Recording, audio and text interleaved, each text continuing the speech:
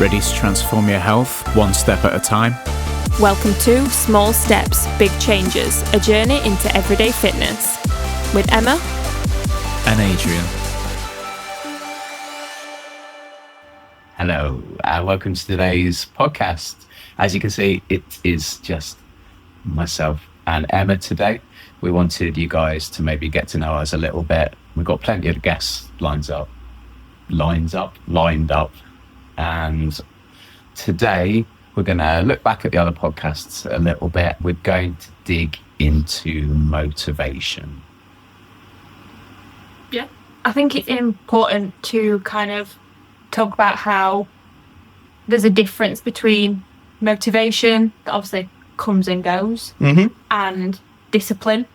A lot of people see motivation as, oh, I've got to have it all the time. It needs to constantly be there. Whereas realistically, as human beings, it's not the case. Like, there's some days where you just don't feel motivated to do anything.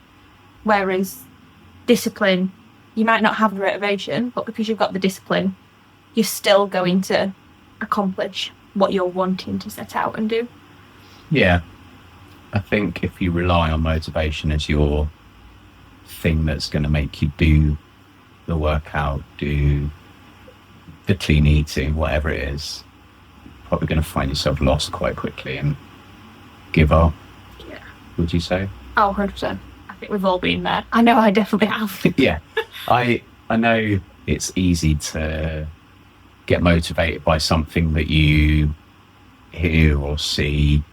And I think when we were talking about High Rocks with Tilly and Leo in the first episode, I think that yeah, I think that style of training is all of that.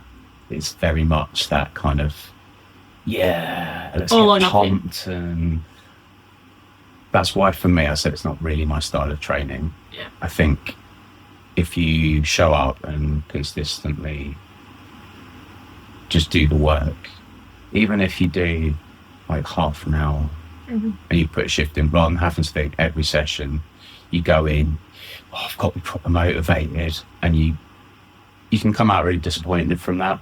Yeah. I've been there myself. When I first started training, I was really into powerlifting, and I'd have some pre-workout before a session. I'd get myself proper hyped up. I'd absolutely crash.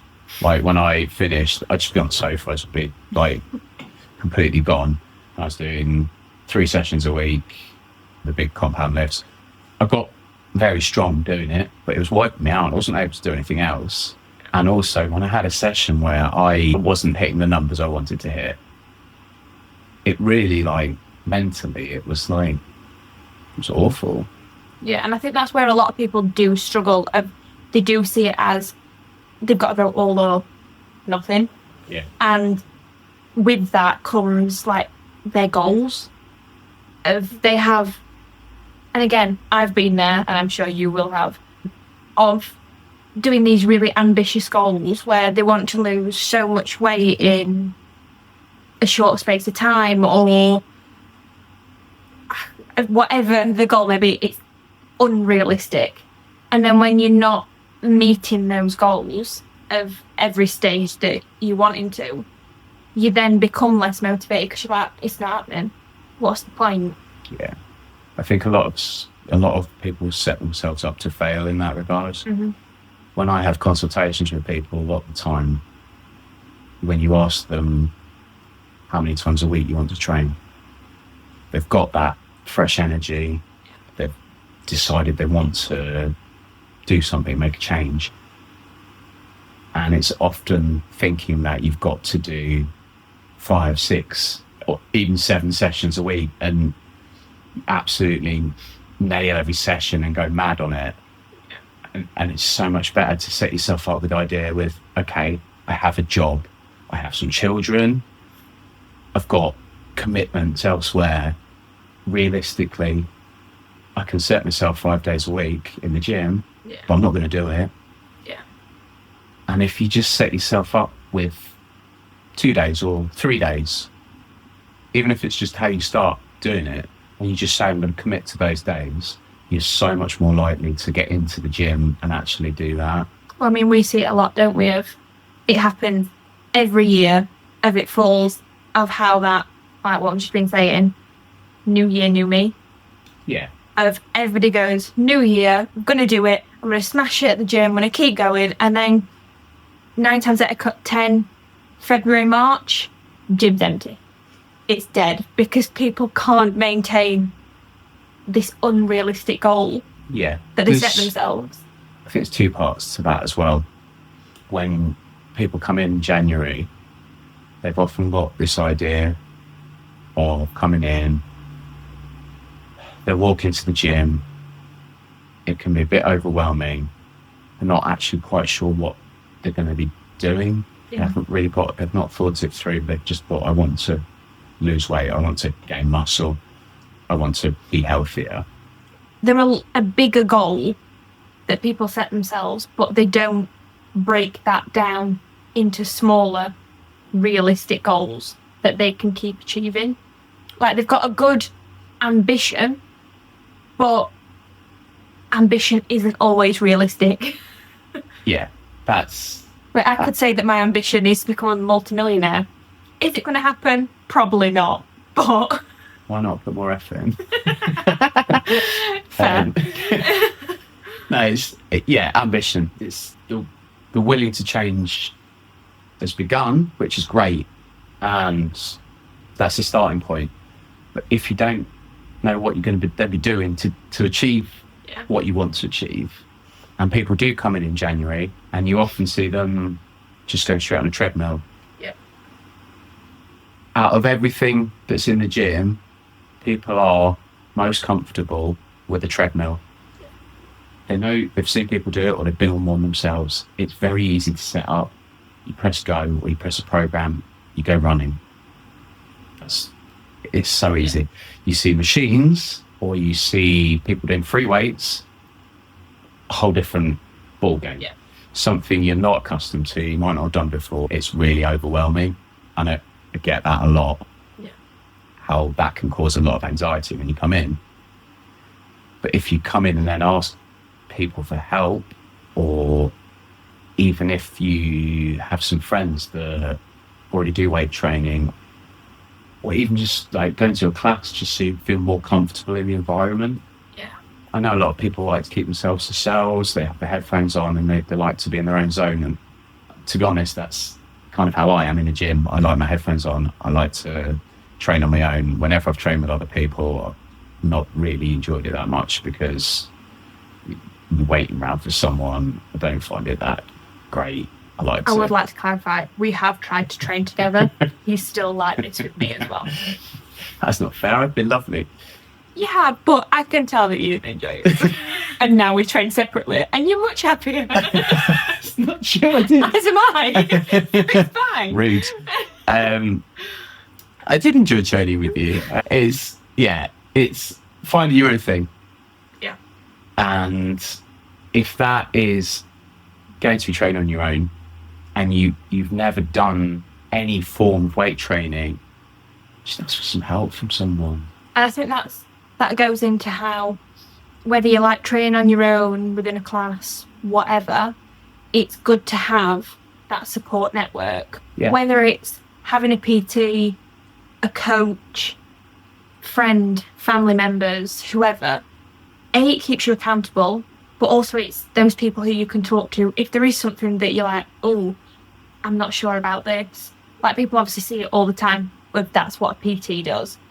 They keep you accountable, they give you a training program, they can tell you if you're doing it right or wrong. But some people don't want that.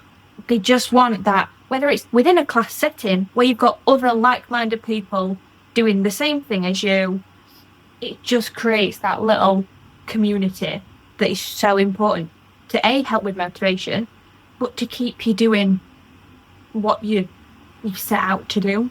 Yeah, and I think you can get that if you are the type of person who does like to just train on your own kind of thing. Online coaching can be so useful for that because you've got everything there. You know what you're following along, what you're doing, and if you do need your coach at any point, they're always there to help you out.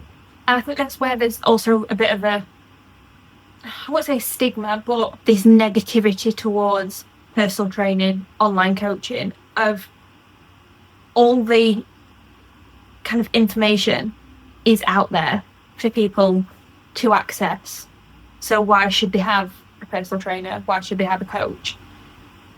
And yeah, all the information's out there, but having that person or people there behind you helps with the motivation, helps build that community, helps if there's something that you're unsure of and you don't know if you're doing it right or you're scared to do something.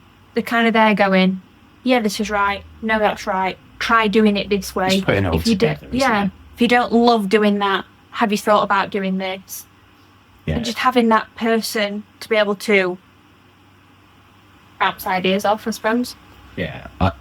What always baffles me, and I'm not just saying this because we are personal trainers and we're trying to sell all the time, because it couldn't be further from how we kind of work things. But when you're looking for someone to help you out with electrics, you don't just go and do it yourself, you pay an electrician. When you also just like to put it out there, we are trying to renovate our house. He is trying to do it all himself. I'm the one that has said, no, we need to get professionals in to help with some of this. Yeah, electric stuff, stuff like that. I mean, come on. The stuff that you especially, got to have a specialist to do. But people will spend like £500, £600, £700 a month on a lease for a car. Yeah. But they won't spend £150 on the most important thing from when you were born to when you die, your health. Yeah. And I find that absolutely mad. Yeah, 100%. It's concerning how society now has got this kind of outlook on life of being like, oh, I'm going to spaff all my money on all this stuff, but I'll just kind of plod along. Yeah, I think people rarely kind of set themselves up for Success.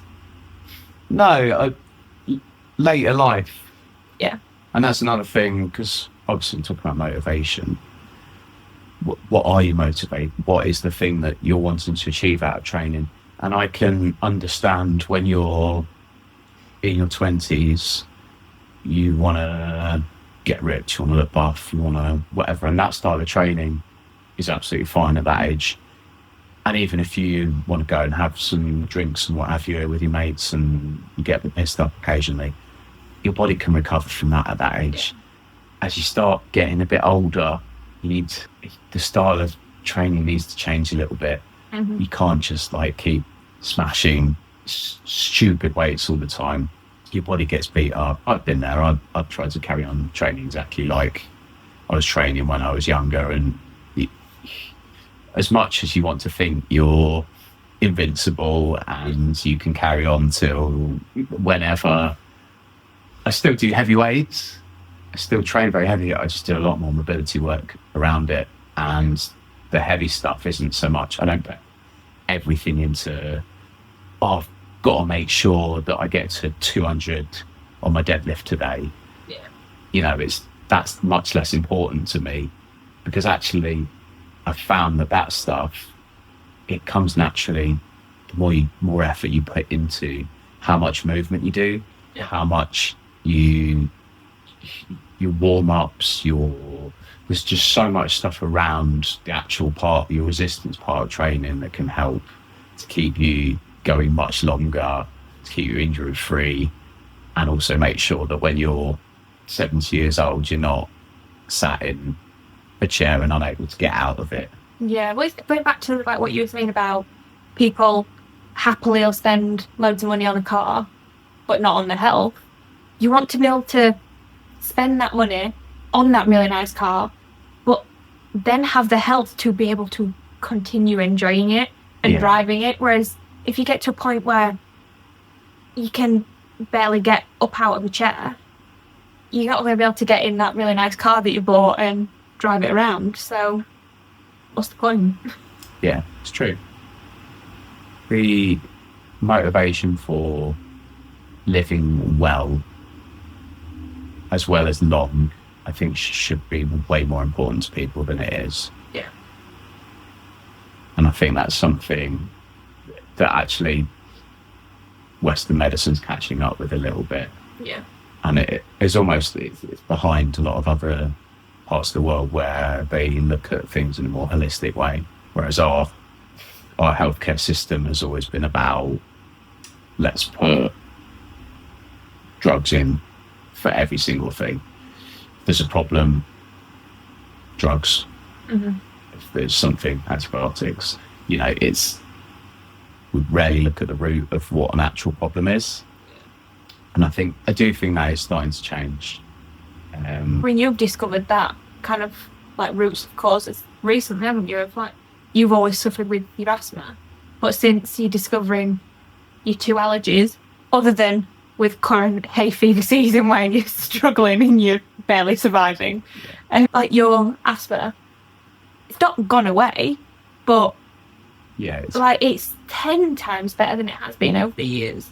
Yeah. Just from discovering certain foods that you can't eat. Well, yeah, I don't want to go all in on just slagging off the health service and doctors and everything because they train.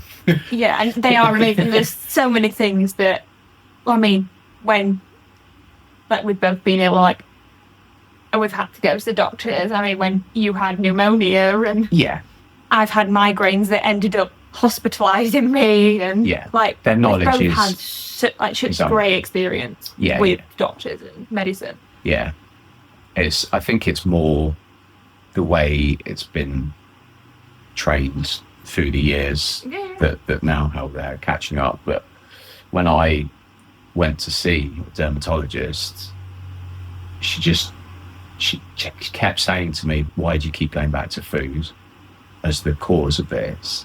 You've just got eczema." And it grated on me a lot.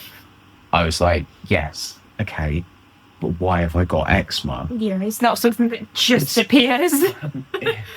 And she's like, it's something that happens, and you put the cream on and it will calm it down. If you let it grow somewhere, it goes to other parts of the body. And I was like, yeah, I understand that. I do get what you're saying. I don't want to put steroid creams on my body because they thin the skin, etc. And anyone wants to avoid using steroids if they can. But she wouldn't see it from my perspective at all. Yeah. And that led me to, I mean, I got signed off after that because she didn't feel she could help me out, and I didn't feel like I got anything out of it. And it led me again to have to go away and proper try and rethink.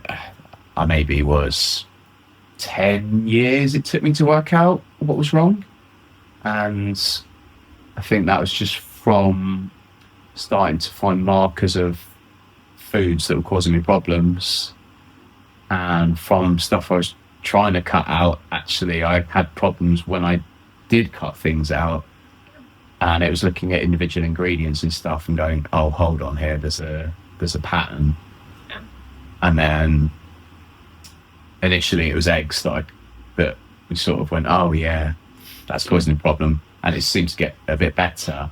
But then there was definitely something else that was also causing the issue, and then we found out that was milk, or dairy, which kind of we confirmed a few times when I accidentally had some form of dairy, like when we went skiing and had that sausage, and I was like, it's meat, and it had cheese in it, and my hand started, like, it was the blow, immediate, everything. Yeah. But you know, since I have had, it's probably at least a year now where I've cut that out completely, and I feel so much more. I feel amazing, like so much better. No rashes anymore. The only time I ever get any slight problems is when I accidentally get some kind of cross-contamination or something, which is very hard to avoid completely all the time, especially with something that's in so many food. But having cut things out like that, it's changed my life. Yeah. Well, I mean, going back to the whole motivation of when you couldn't figure out what was causing it, although it wasn't something that majorly it did affect you working out, because obviously you bloated, it made you lethargic, but it's not something that you would actively see as affecting you going to the gym.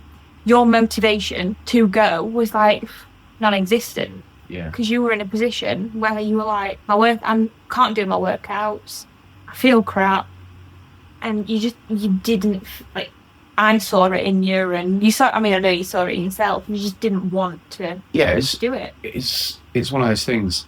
I was trying to work out what exactly the problem was, because I would one day, and this is going back to sort of talking about powerlifting, when you really are putting more into exactly the numbers and your progressive overload, and you're doing programming, I would be able to, one day I'd do, I don't know, let's say 5 reps at 130 kilogram squat, and it would fly. And then I'd do exactly the same thing a week later, and I wouldn't be able to do 100 kilograms. I'd be like, what? That's not right. Yeah. Like, not like that's an off day. It was like I was a zombie. Yeah. I was totally wiped out, and I was like, why is this happening to me? And with my sister obviously having Addison's, that obviously kind of plays in my mind a little bit. Is that what's causing it? Is there something else? And you're trying to work it out, and it's so difficult. And then just, it depresses you. So when you finally actually make a breakthrough, oh my God, like, I can lift weights so much easier now. Like, I'm 41 years old, and I've never been able to lift weights like I can. Yeah. I don't just mean in just raw strength terms, just like in how it feels and how I can move my body and everything. You go from feeling like a tin man to I mean, I'm not hypermobile, super flexible girl like you, but my hips and everything, my shoulders, they move so much better. And it's amazing that something just food that full of protein. It's like one of the main sources of, milk is, people have whey protein as one of their key sources, and I was putting that in my body every day thinking it was doing me some good, and it was ruining my life. But yeah, the difference it's made to me is unbelievable. I think as well, like, not just allergies can have that effect. Yeah. Like, I know for me, like, when my period hits, I struggle bad. Yeah. Like, cramps, it wipes me out, where I don't want to go to the gym. I'm curled upon the sofa crying because I'm in that much pain, and finding the motivation to be like, I need to do my workout. Some days it's just, there's no point even trying.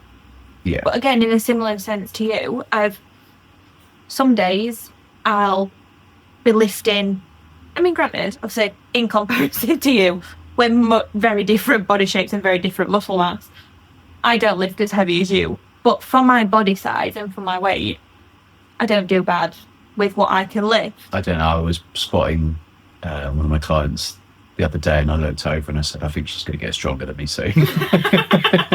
So I'm a little bit concerned. So long-term goal. Yeah.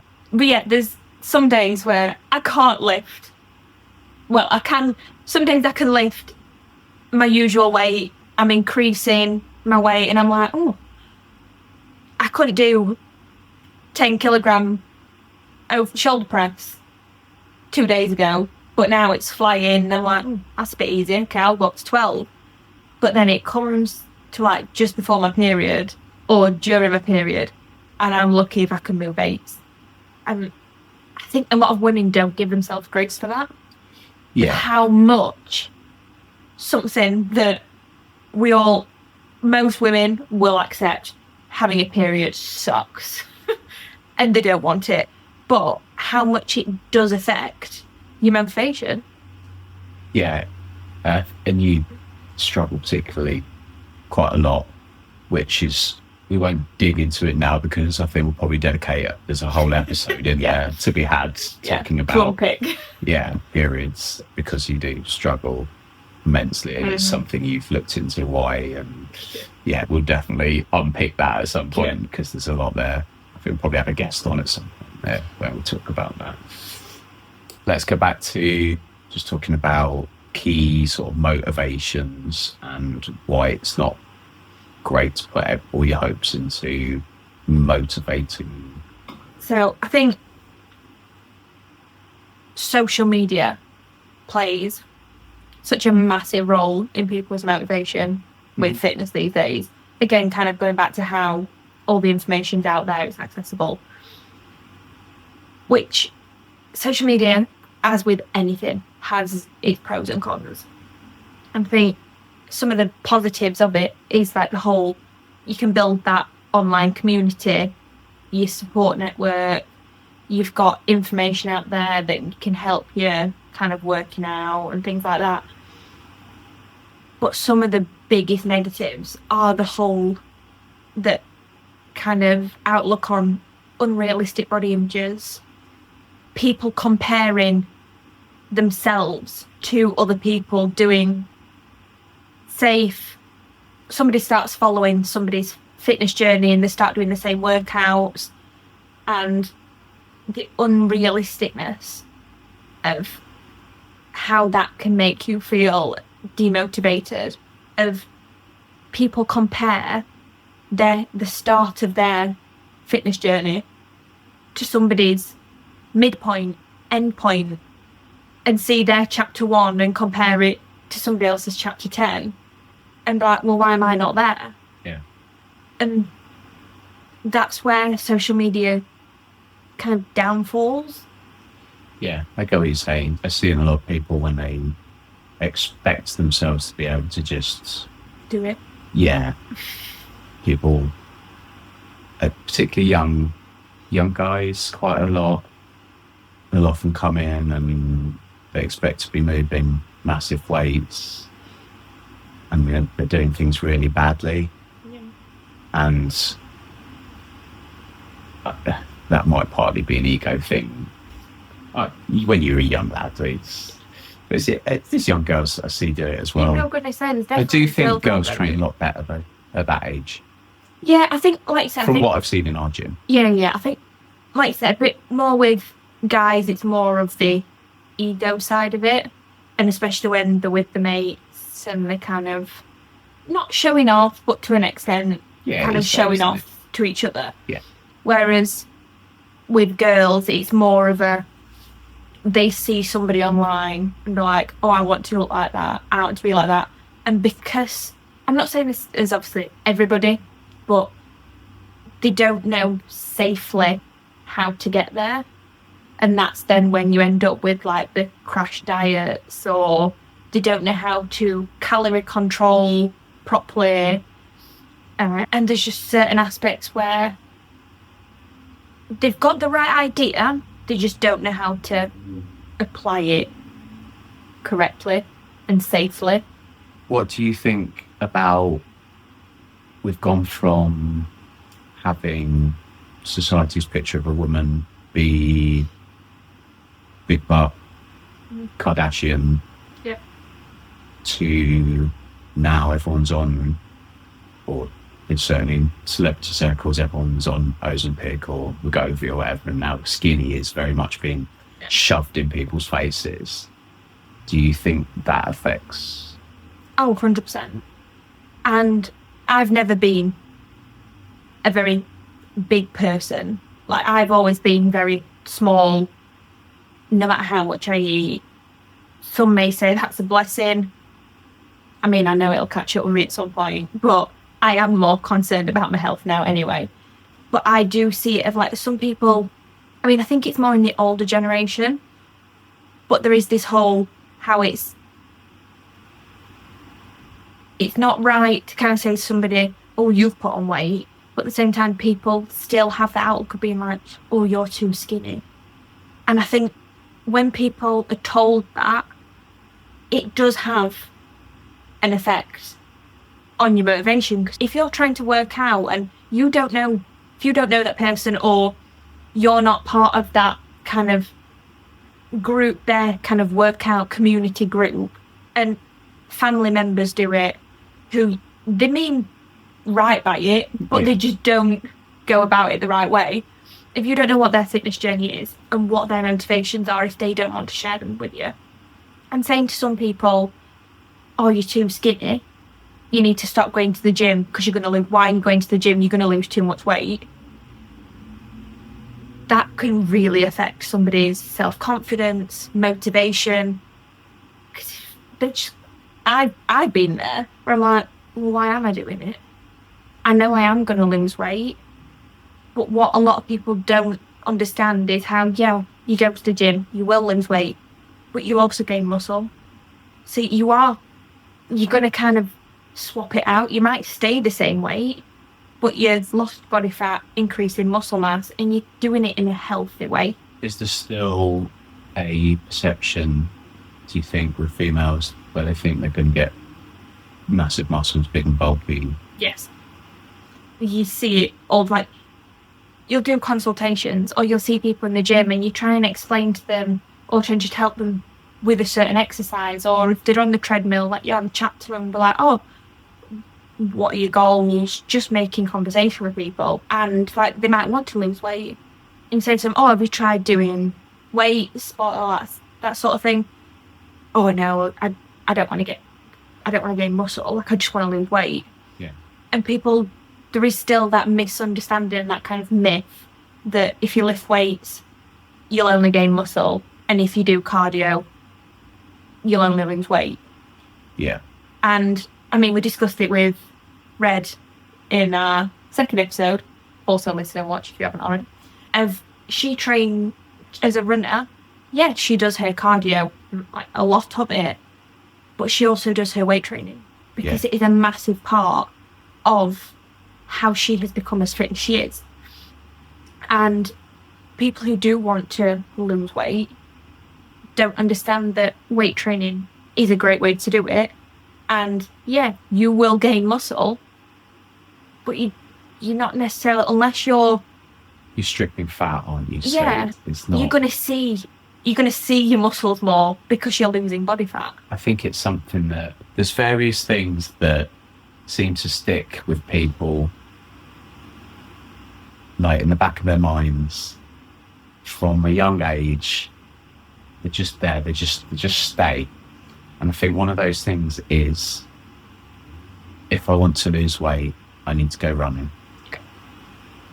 And it's, the correlation just isn't really there. It's, running isn't going to make you super skinny suddenly out of nowhere. You need to do the other stuff if you want to actually lose weight. Don't get me wrong, you could do like tons of cardio, cut your calories, and you would of course lose weight. Like, of course you're using more energy, etc. But if you actually want to really change your appearance, it's the nutritional side, and it's doing resistance training that's going to have the biggest impact. Yeah. The cardio is something to work around that. Yeah, definitely. So when Tilly and Leo were with us and we spoke about high rocks, and you said you'd never do one ever. Still stand by that. Fair. What would you say is the thing that puts you off doing that? My stamina. Like, I enjoy the weight training. That is what I do. But my stamina just isn't there, which is also why I don't run and why I don't do heaps of cardio. Like, I am wanting to increase it because I know it is still important, but my stamina just isn't there to be able to do it. Plus, it's one of those environments where you have to be hyped, and you're going a lot for a long period of time. And as somebody who massively struggles and suffers with anxiety, my body is going 100 miles an hour 24/7. I then don't really want or need to put my body under even more stress and even more strain, because it's just not going to have a great outcome for me. Yeah, I get that. I was going to say, if you train differently, you'd build up the stamina. Okay. But, you know, there's other things, aren't there, really? If the environment is something that's very, let's go. Yeah, it's not the kind of environment I enjoy being in. Like, I've never enjoyed being in big crowds, loud crowds of people. I mean, I am probably somewhat, as we all are, on the autism spectrum somehow, because as you're very much aware, I have issues with so many textures of foods. Yes. And there's just some foods that I just, no thanks, they're not for me.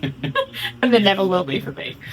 But yeah, that environment, the idea of it just stresses me out.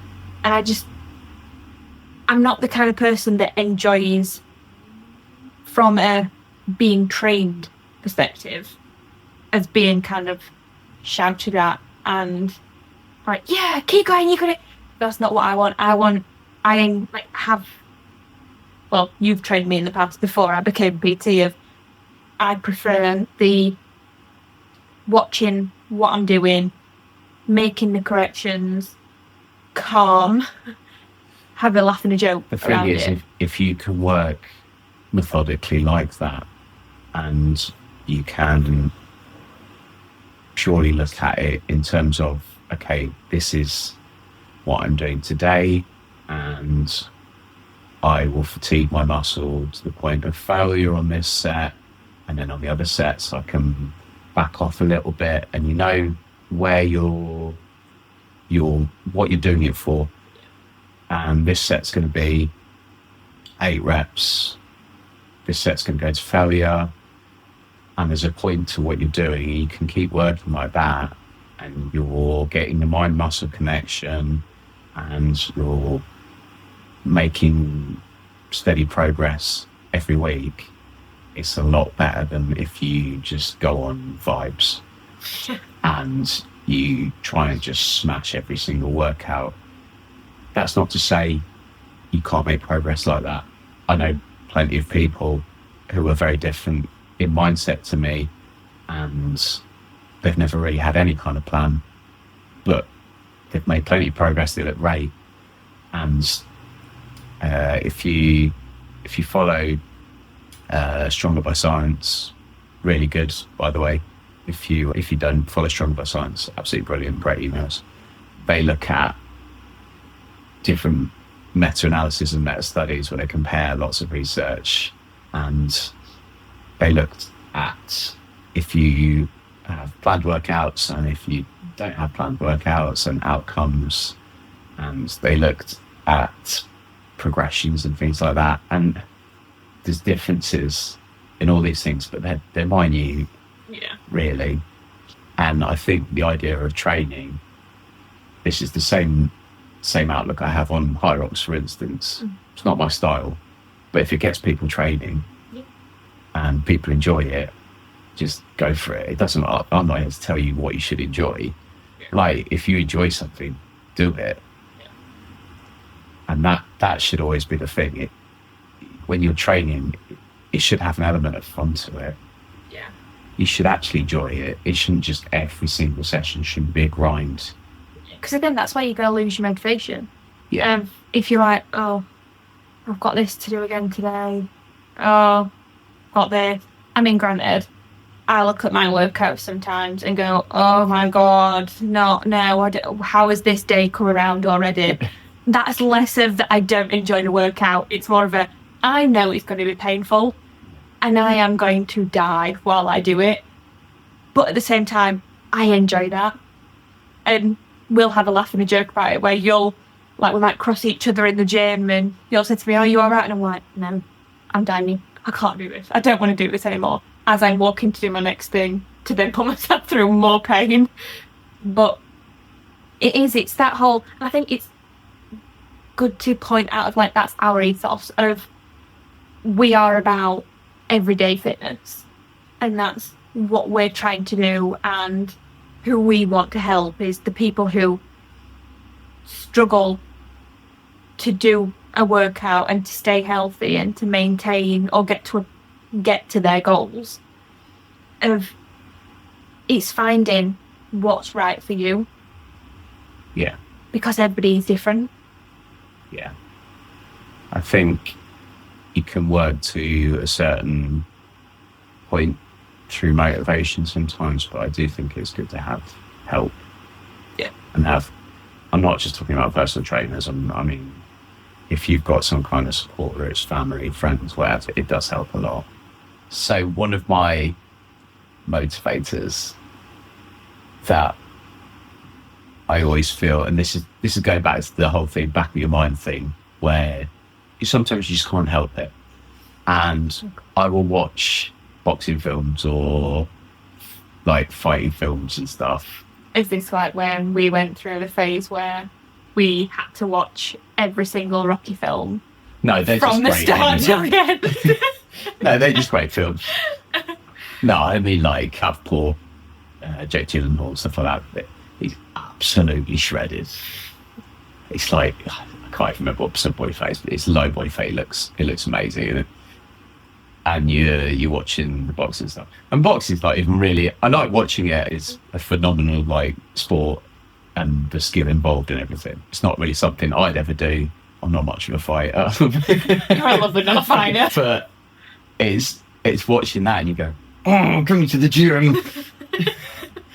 And that, I can see how people get motivated that way. Mm-hmm. And sometimes that takes hold of me a little bit, even though I'm the one here preaching that it's good to not do that and have a plan and try and be methodical with things. But I do understand why it's natural to still, as much as you know it's not realistic to have that outlook, it's natural. Like as humans, we all do it. It's still natural to kind of have it in the back of your head to be like, oh, but that, yeah, I want that. Like it's gonna happen. I think it's the difference is being able to change from putting everything into that and have a middle ground between that and consistency. And I think that's something that I've particularly seen people who are way more motivated by, wow, that guy looks great, I want to look like that guy. They're generally the people that fall off. Or they'll do blocks of 2 or 3 months where they're super hyped and motivated to do working out, and then they'll fall off it for a year or 2 years. And there's all or nothing people. And I do understand that's just some people's personalities. That's how some people are. It's if you can somehow take that back, drag that back a little bit, still use that energy, but also get some kind of method to your madness. Try and have that reining in thing going, okay, I do want to look like that guy or I do want to look like that girl. But I know it's not just going to happen like that. I'm not just going to achieve that. Yeah. So there needs to be some kind of plan of action to get to that point. Yeah, I agree. And kind of on the similar kind of like path to that of finding your motivation, whatever it may be, and having that motivation, but finding enjoyment as part of your motivation.